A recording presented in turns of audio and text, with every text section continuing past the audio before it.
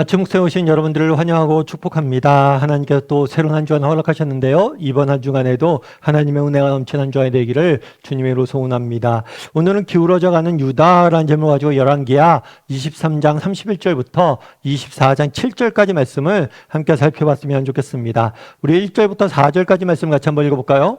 여호야김 시대에 바벨론의 왕 느부갓네살이 올라오매 여호야김이 3년간 섬기다가 돌아서 그를 배반하였더니 여호와께서 그의 종 선지자들을 통하여 하신 말씀과 같이 갈대아의 부대와 아람의 부대와 모압의 부대와 암몬 자손의 부대를 여호야김에게로 보내 유다를 쳐 멸하려 하시니 이 일이 유다의 임함은 곧 여호와의 말씀대로 그들을 자기 앞에서 물리치고자 하심이니 이는 므낫세의 지은 모든 죄 때문이며 또 그가 무죄한 자의 피를 흘려 그의 피가 예루살렘에 가득하게 하였음이라. 여호와께서 사하시기를 즐겨하지 아니하시니라. 예. 우리가 지난주까지 뭘 배웠냐면 요시아의 개혁 정책에 대해서 배웠어요. 그런데 안타까운 건 뭐냐면 요시아가 개혁 정책을 펼칩니다.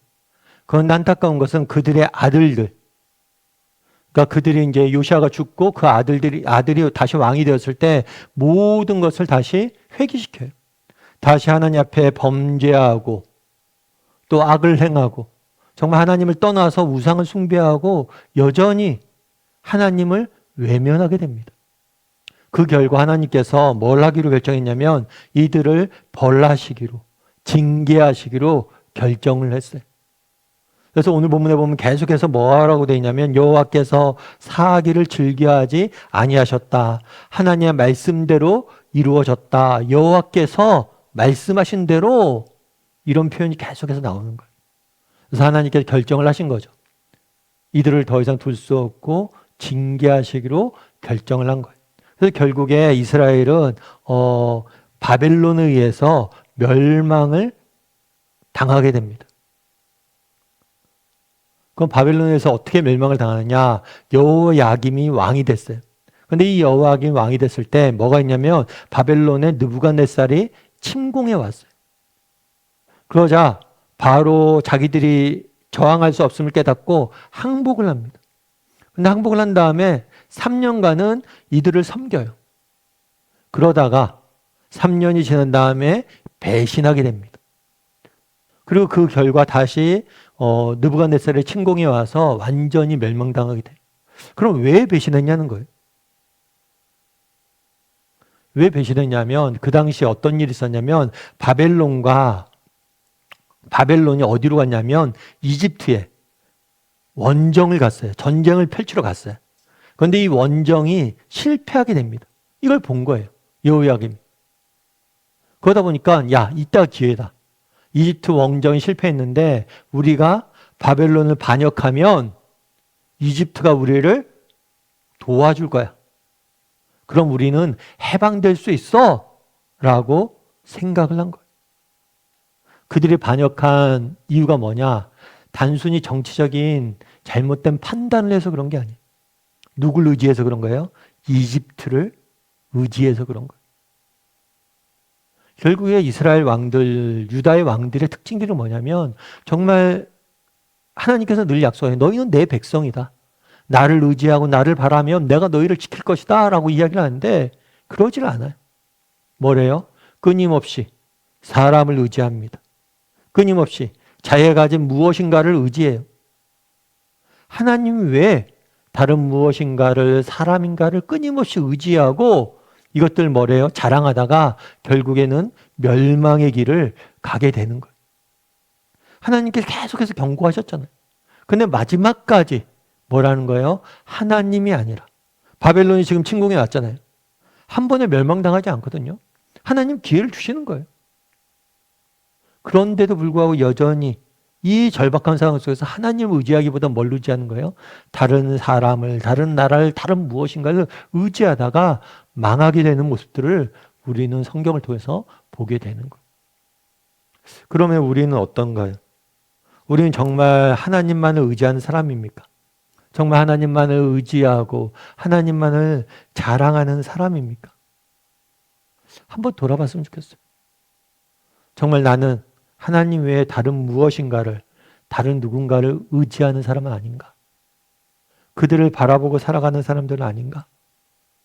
정말 내가 하나님만을 의지하고 하나님만을 바라보고 살아갈 수 있어야 돼. 그랬을 때 하나님께서 뭘 하는 거예요? 정말 우리를 통해서 일하는 거예요. 여러분 미국에 가면 헨리 포드라는 분이 계세요. 이 헨리 포드 같은 경우에는 여러분 잘 알고 있는 포드 자동차, 디트로이트에서 포드 장소를 시작해서 사실은 미국에서 디트로이트가 이제 자동차 도시잖아요. 거의 자동차 산업의 초창기. 그래서 자동차 산업을 이끌었던 사람은 포드 자동차예요. 그리고 이 포드 자동차를 만든 분이 헨리 포드라는 분이에요. 그런데 이분이 만든 그 회사에 가면 회사 한쪽 구석에 기념관 같은데 이 헨리 포드 부부의 사진이 걸려 있대. 그리고 그 밑에 조그만 글씨가 써 있어요. 어떤 글씨가 써 있냐면 남편 포드는 믿음으로 꿈꾸는 사람이었습니다. 아내 포드는 믿음으로 기도하는 사람이었습니다. 부부는 한편은 믿음으로 기도하고 한 사람 뭐예요? 믿음으로 꿈꿨다는 거. 전 그 이야기를 보면서 우리도 이런 사람이 되었으면 좋겠다. 믿음으로 기도하고 믿음으로 꿈꾸는. 믿음으로 기도하고 믿음으로 꿈꾸는. 여러분 정말 꿈을 꿉니다. 정말 우리가 인생에 어떤 계획을 세웁니다. 그런데 뭘로? 믿음으로. 하나님만을 의지하고 하나님만을 자랑하며 정말 인생의 계획을 세우는 거예요. 그리고 기도합니다. 언제 기도해요? 정말 인생의 위기가 닥쳤을 때, 어려움이 닥쳤을 때. 정말 하나님만을 의지하고 하나님을 바라봄으로 기도하는 것. 그날에 왜 이스라엘과 왜 남유다가 이렇게 망했냐는 거예요. 위기의 상황에서도 하나님을 기도하고 하나님을 의지하지 않습니다. 정말 인생의 계획을 세울 때도 하나님을 바라보고 하나님을 의지하며 계획하지 않아요. 하나님과 함께 꿈꾸지도 않고 하나님과 함께 위기도 극복하지 않아요. 그저 하나님 외에 다른 무엇인가를 의지하고 그것들을 기대고 그것들을 소망을 두고 살았기 때문입니다. 우리는 어떤가? 난 얼마나 하나님만을 의지하는 사람인가? 그럼 내가 하나님만을 의지하는 사람인가 어떻게 할 수 있습니까? 아까 헨리 포드의 이야기처럼 우리가 믿음으로 꿈꾸고 있는가? 난 믿음으로 기도하고 있는가? 이 두 가지 질문을 던져봤으면 좋겠어요. 정말 우리가 의지한다는 건 막연하잖아요. 그럼 구체적으로 우리가 의지하는 사람인지 어떻게 할 수 있습니까? 나는 믿음으로 꿈꾸는가? 믿음으로 기도하는가? 믿음으로 내 인생의 계획을 세운 사람인가? 믿음으로 인생의 위기 가운데 하나님께 기도하는 사람인가? 그래서 오늘은 정말 나는 하나님만을 의지하는 사람인지 한번 점검해보고 정말 하나님만을 의지하며 살아가는 오늘 하루가 되기를 주님의 이름으로 소원합니다. 우리 함께 기도했으면 좋겠습니다. 기도하실 때 오늘 말씀 기억하면서 기도했으면 좋겠습니다. 그날에 정말 하나님께서 정말 나만 바라보고 나를 의지하라 이야기했지만 이스라엘 백성들은 하나님 외에 다른 무엇인가를 의지하고 자랑하고 다른 누군가를 의지하고 자랑하다가 결국에 스스로 멸망의 길을 걸어가는 모습들을 보게 됩니다. 우리에게는 이런 모습들은 없는지, 나는 정말 하나님만을 의지하고 하나님만 자랑하는 사람인지 돌아보게 해달라고. 그래서 정말 하나님만을 의지하게 해달라고. 하나님을 믿음으로 꿈꾸고 하나님을 믿음으로 기도하는 사람이 되게 해달라고 이 시간 목소리로 같이 기도하도록 하겠습니다. 같이 기도하시겠습니다.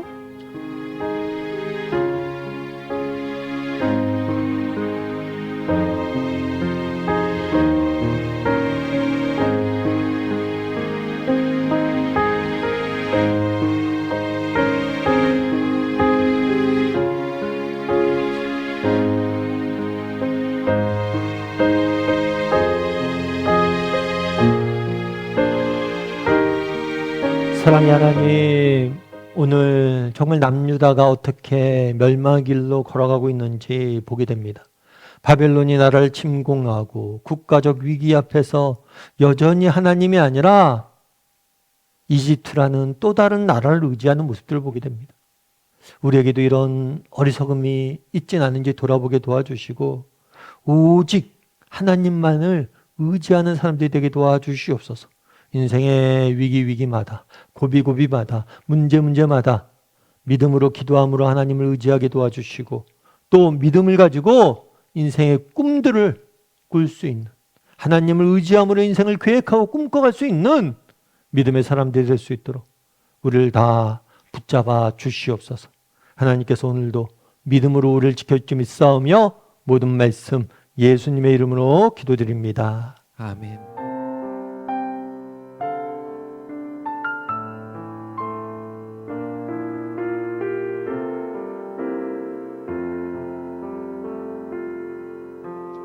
나의 모습, 나의 소유, 주님 앞에 모두 드립니다. 모든 아픔, 모든 기쁨, 내 모든 눈물 받아주소서.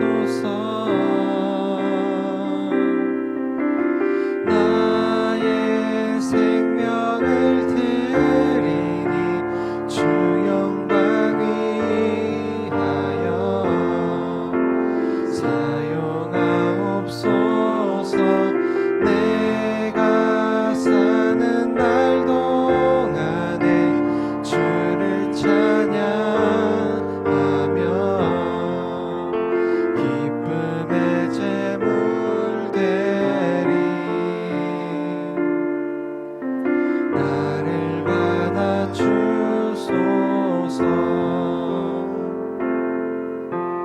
어제 일과 내일